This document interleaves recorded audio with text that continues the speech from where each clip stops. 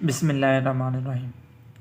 जी, तो अब हमारे पास एक्सरसाइज 11.1 क्लास 8। तो यहाँ पे हमारे पास जो क्वेश्चन नंबर 1 है, क्वेश्चन नंबर 1 में हमारे पास है for each of the following right angle triangle find the trigonometric ratio. यहाँ पे हमारे पास जो ट्रिग्नोमेट्रिक है, इस ट्रिग्नोमेट्रिक का मतलब होता है measure of triangle, measure of triangle. जी, तो वो अब हमने यहाँ पे हमारे पास यहाँ पे एक डायग्राम है, ठीक है। तो वहाँ पे हमने ये फाइंड करना है कि इसके जो हमारे पास ट्रिग्नोमेट्रिक रेशियोज़ हैं वो क्या क्या हैं। तो सबसे पहले यहाँ पे हम जो इसमें ट्रिग्नोमेट्रिक पढ़ रहे हैं, तो सबसे पहले इधर हम राइट साइड पे एक राइट ट्राइंगल ले लेते हैं। राइट ट्राइंगल, तो राइट ट्राइंगल में हम इसके कुछ नाम रख लेते हैं। ये हमारे पास ए है, ये बी है, ये सी है।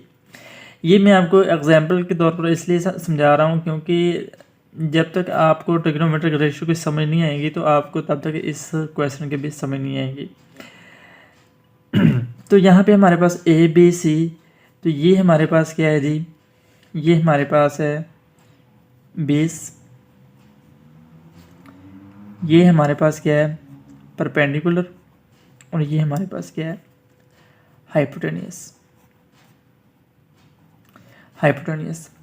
अब इस ए के अपोजिट पे यहाँ पे हम लिख लेंगे कि हमारे पास ए है, सी हमारे पास है, तो यहाँ पे हमारे पास आ जाएगा सी आ जाएगा। ये यहाँ पे हमारे पास ए आ गया और सी हमारे पास यहाँ पे आ गया, और उसके बाद हमारे पास यहाँ पे क्या आ गया बी। ये हमारे पास एक राइट ट्राइंगल है। तो हमने क्या फाइंड करना है यहाँ पे। अब हम बात करते हैं साइन थीटा। साइन थीटा हमारे पास क्या होता है, साइन थीटा अगर मैं लिखूँ यहाँ पे हमारे पास यहाँ पे साइन थीटा हमारे पास क्या होता है। साइन थीटा हमारे पास ये होता है कि बेस और हाइपोटेनियस हम लिख लेते हैं यहाँ पे। साइन थीटा हमारे पास किसके इक्वल होता है,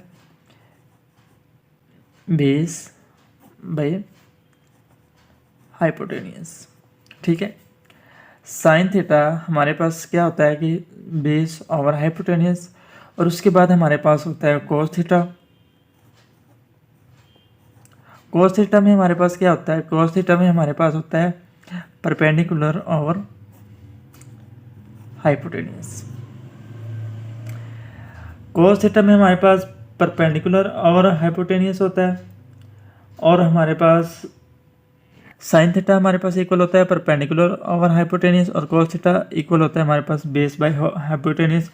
और जो हमारे पास होता है टेंजेंट थीटा हमारे पास इक्वल होता है परपेंडिकुलर ओवर बेस।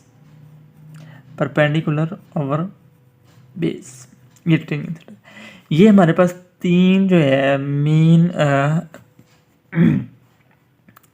यहाँ पे हमारे पास ये जो तीन मेन ट्रिग्नोमेट्रिक रेशियोज हैं।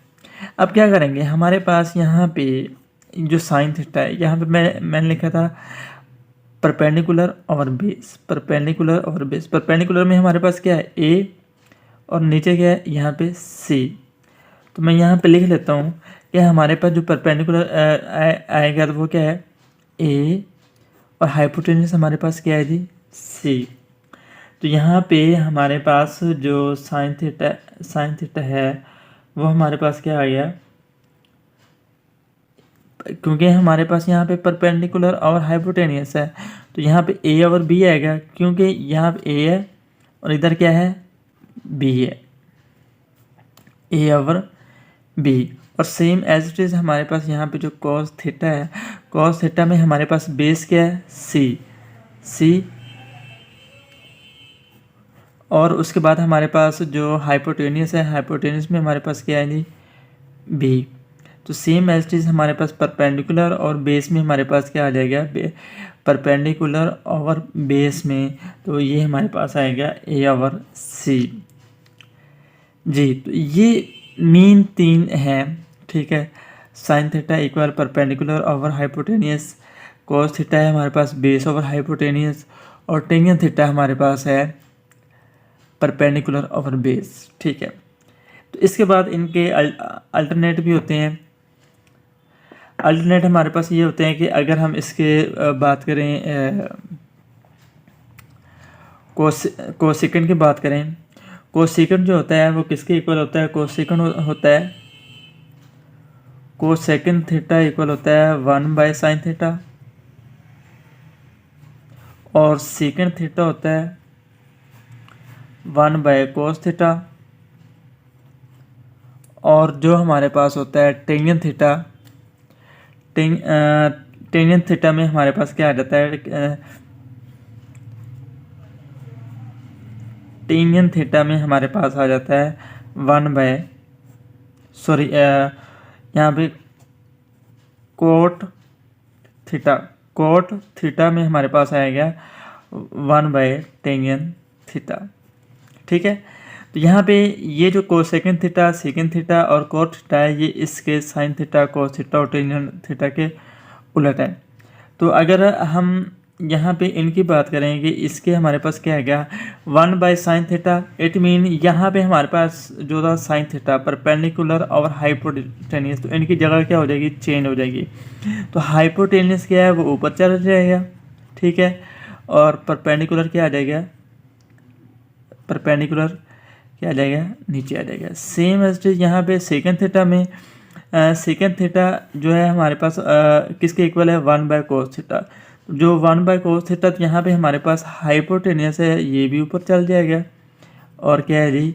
बेस नीचे आ जाएगी।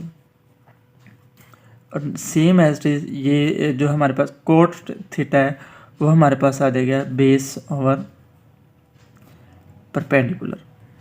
ठीक है, तो यहाँ पे जैसे कि हम देख रहे हैं कि जब कोसेकंड थीटा आया तो इनकी जगह चेंज हो गई, क्योंकि हाइपोटेनियस ऊपर आ गया और परपेंडिकुलर नीचे आ गया। तो हम इसको लिख सकते हैं, यहाँ पे हमारे पास जो ए ओवर बी था ये हमारे पास क्या आ जाएगा? बी ओवर ए, और सेम एज इट इज़ यहाँ पे हमारे पास जो सी ओवर बी था ये हमारे पास क्या आ जाएगा? बी ओवर सी, और एज इट इज़ हमारे पास जो कोट थीटा है यहाँ पे हमारे पास जो टेंजेंट थीटा था ए ओवर सी, तो ये हमारे पास आ जाएगा सी ओवर ए। ये जो टोटल 6 ट्रिग्नोमेट्री रेशियो हैं ये बहुत ज़रूरी याद करने। अगर ये आप लोग नहीं याद करेंगे तो आप लोगों को इस एक्सरसाइज 11.1 की समझ नहीं आएगी। उम्मीद है आप लोगों को इसकी समझ आ गई होगी। अब हम चलते हैं उस क्वेश्चन की तरफ। हमारे पास यहाँ पे एक डायग्राम है ABC, ठीक है। तो यहाँ पे हमारे पास उन्होंने कुछ वैल्यूज दी हुई हैं 3, 5 एंड 4। तो पहला क्वेश्चन हमारे पास यहाँ पे है, जी साइन थीटा।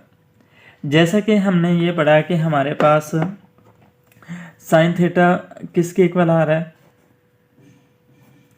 जैसा कि हमने ये देखा कि हमारे पास जो साइन थीटा है किसके इक्वल आ रहा है? परपेंडिकुलर और हाइपोटेनियस। किसके इक्वल है?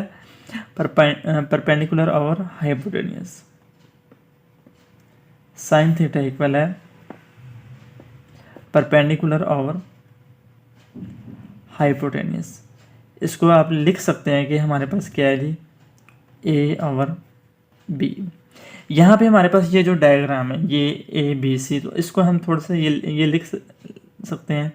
यहाँ पे हमारे पास इस A के सामने क्या है? मैं तो स्मॉल a लिख रहा हूँ।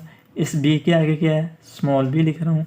और इस C के आगे क्या है? स्मॉल c लिख रहा हूँ, जैसा कि आप लोगों को इस डायग्राम में नज़र आ रहा है। तो अब आप लोग आसानी से ये बात समझ आ जानी चाहिए कि हमारे पास जो साइन थीटा है वो किसके इक्वल है? A over B। तो यहाँ पे हमारे पास A किसकी वैल्यू? A की क्या है? 4।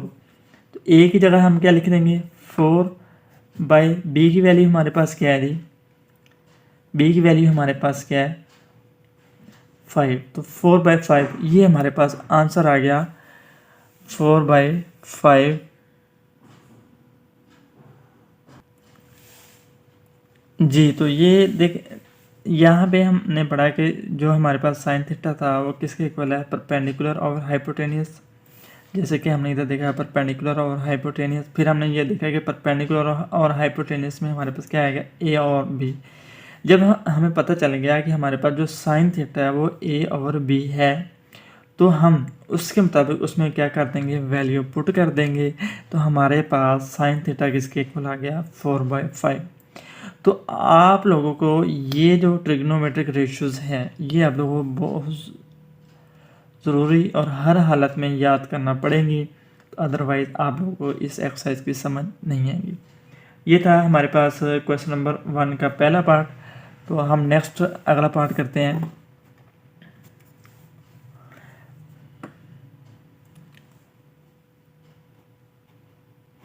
यहाँ पे हमारे पास है कोस थीटा। कोस थीटा जैसे कि हम देख रहे हैं कि हमारे पास कोस थीटा में हमारे पास क्या था, कोस थीटा में हमारे पास ये था कि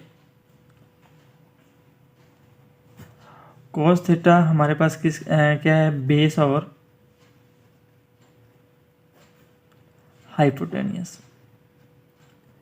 तो जैसे कि हम देख रहे हैं तो हमारे पास बेस मतलब क्या है, सी और बी। तो नेक्स्ट हम क्या करेंगे, हमारे पास यहाँ पे हमारे पास जो कोस थीटा है वो क्या आ रहा है, इसी के आगे मैं इसका आंसर लिख लेता हूँ। कोस थीटा इट मीन कि हमारे पास सी की वैल्यू इसमें हमारे पास क्या है, 3। सी की वैल्यू हमारे पास क्या है, 3/बी की वैल्यू हमारे पास क्या है, 5। तो ये हमारे पास आंसर आ गया कि कोस थीटा किसके इक्वल है, बेस और हाइपोटेनियस। तो ये सी और बी हमारे पास क्या आ गया आंसर, 3/5। तो अब हम करेंगे नेक्स्ट क्वेश्चन। जी, तो अब हमारे पास क्वेश्चन नंबर 1 के आगे तीसरा पार्ट है। तो यहाँ पे हमारे पास है टेंजेंट थीटा। तो टेंजेंट थीटा किसके इक्वल था, टेंजेंट थीटा जैसा कि हमने पढ़ा कि ये हमारे पास क्या है जी, ये हमारे पास है टेंजेंट थीटा में perpendicular over base, perpendicular over base. तो परपेंडिकुलर में हमारे पास क्या वैल्यू आएगी, परपेंडिकुलर में हमारे पास वैल्यू आएगी a/c। तो यहाँ पे हम डायग्राम बना लेते हैं अपनी आसानी के लिए कि हमारे पास यहाँ पे जो डायग्राम थी, यहाँ पे हमारे पास जो डायग्राम थी वो थी A, B एंड C। ये थीटा हमारे पास, यहाँ पे हमारे पास 90 डिग्री का एंगल आ गया। ये हमारे पास क्या है, 5, और इसमें हम वैल्यू पुट कर लेते हैं। ये 3 है, ये 5 है एंड ये 4 है।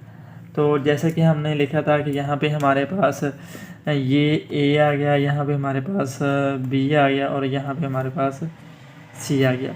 तो हम नेक्स्ट देखते हैं कि हमारे पास यहाँ पे A की वैल्यू हमारे पास क्या है, A की वैल्यू हमारे पास है यहाँ पे जो टेंजेंट थीटा A और C है, तो ये किसके इक्वल आ जाएगा, A की वैल्यू हमारे पास क्या है जी, 4, C की वैल्यू हमारे पास क्या है, 3। तो टेंजेंट थीटा हमारे पास किसके इक्वल आ गया, 4/3 के।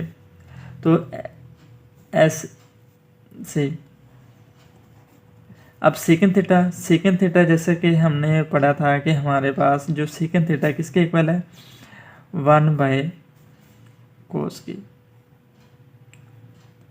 थीटा। कि सेकंड थीटा जो है हमारे पास किसके इक्वल है, 1/cos थीटा। नेक्स्ट हमने पढ़ा था कि हमारे पास जो सेकंड थीटा, जब हमारे पास सेकंड थीटा आता है 1/cos थीटा के, तो यहाँ पे हमारे पास इसकी जो वैल्यू है वो चेंज हो जाती है, हाइपोटेनियस ऊपर चला जाता है और हमारे पास जो बेस है वो क्या है, नीचे आ जाता है। तो आप लोग लिख सकते हैं कि हमारे पास यहाँ पे क्या है, B/C। तो जब सेकंड थीटा हमारे पास क्या आ जाता है, B/C, तो हम लिख सकते हैं यहाँ पे हमारे पास जब B की वैल्यू हमारे पास 4, देन हमारे पास C की वैल्यू क्या आएगी, 3। यहाँ पे हमारे पास सेकेंड थीटा क्या आ गया 4/3, क्योंकि हमारे पास यहाँ पे क्या आ गया था बी की वैल्यू हमारे पास वैल्यू क्या थी 5। बी की वैल्यू हमारे पास 5 है और सी की वैल्यू हमारे पास 3 है, तो ये हमारे पास आ गया 5/3। और उसके बाद हमारे पास लास्ट कोसेकंड थीटा हमने जैसे कि देखा कि हमारे पास कोसेकंड थीटा हमारे पास क्या है, कोसेकंड थीटा में हमारे पास जैसे कि हमने पढ़ा था कि ये हमारे पास किसके इक्वल होता है 1/sin थीटा। तो कोसेकंड थीटा किसके इक्वल आ जाएगा हमारे पास, कोसेकंड थीटा में हमारे पास आ जाएगा हाइपोटेनियस बाय परपेंडिकुलर। तो कोसेकंड थीटा आप लोग लिख सकते हैं कि हमारे पास ये क्या आ गया b/a। तो यहाँ पे हमारे पास कोसेकंड थीटा किसके इक्वल आ जाएगा, क्योंकि हमारे पास जब इस डायग्राम में हमारे पास b की वैल्यू क्या आ रही है, b की वैल्यू हमारे पास क्या आ रही है 5 और a की वैल्यू क्या आ रही है हमारे पास 4। तो ये हमारे पास कोसेकंड थीटा और ये हमारे पास आ गया सेकंड थीटा और ये हमारे पास है टेंजेंट थीटा। तो उम्मीद है आप लोगों को यहाँ तक समझ आ गई होगी। अल्लाह हाफिज़।